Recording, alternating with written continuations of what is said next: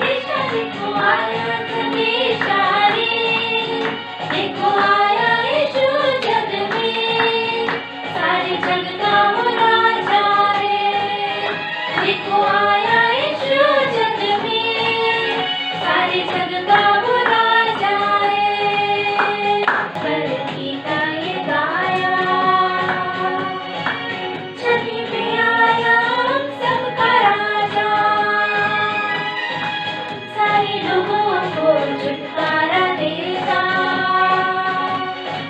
पापी जीवन से मुक्ति दिलाना। आया संदेशाने को, आया संदेशाने को, आया संदेशाने। दूतों ने गाया देखो, दूतों ने गाया देखो, दूतों ने गाया है। देखो आया यीशु जग में, सारे जग का वो राजा है।